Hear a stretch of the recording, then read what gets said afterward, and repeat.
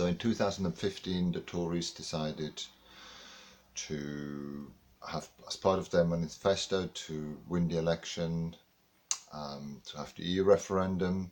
So basically they wiped out UKIP, this right-wing party, and they just about won it. UKIP was wiped out, that was all well done. But in fact, what happened is they didn't just disappear, all those hundreds of thousands of people that voted for UKIP. They're now resurfacing, and now it's called Islamophobia. It's called all those things, but it's sort of bubbling just below the surface, and every now and then it comes up, and Islamophobic attacks are increasing, and you have Boris Johnson being a complete idiot to just pour some more oil into that fire. So thank you, Tories, for giving us Brexit. Thank you, Tories, for putting this right-wing population, part of the population, sort of just below the surface, and it's now bubbling up again. Well done for doing that. At least when it was UKIP, then you could challenge it openly.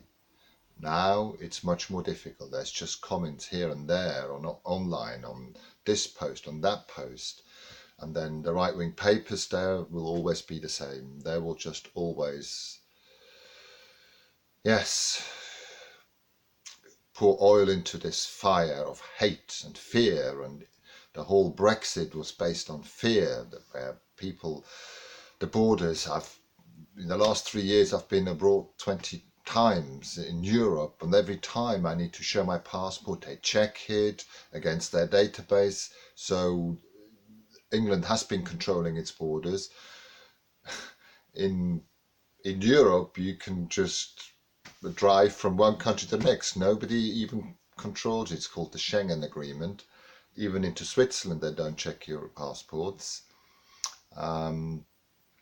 But in England, we've always checked the passport. So what control do you want to take back? There is no control to take back. We've always kept that control. What we have now is, for my 50 grams of tobacco, which lasts me normally 2 weeks, 2 years ago I paid £17. Now I pay £21.50. That's £4.50 more.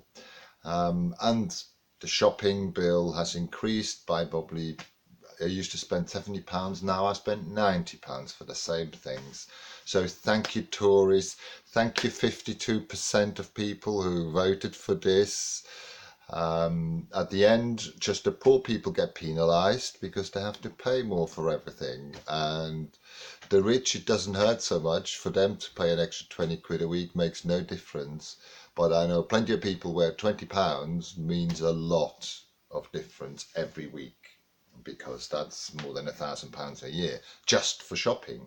Then all the other travelling abroad becomes more expensive. There are a few pluses, of course, aren't there? Like, we should have more tourists, because for them, because the pound is so low, for them it's much cheaper to come to England. But Tories, you've just left a complete mess just to win an election, and I don't really get that. What is going on in this country? To win an election, you just turn a whole country into misery, into complete and utter misery.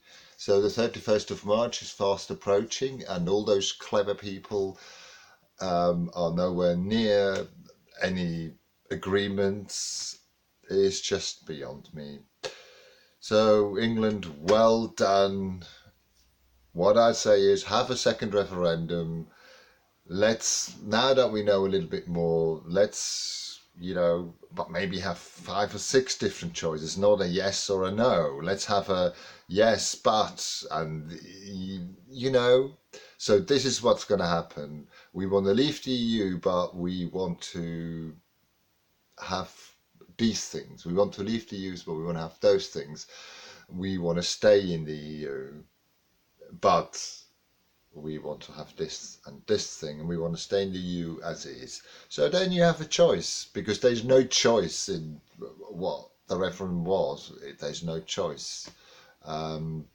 especially the population is misinformed. So, yeah, romantic ideas. That's what made Brexit.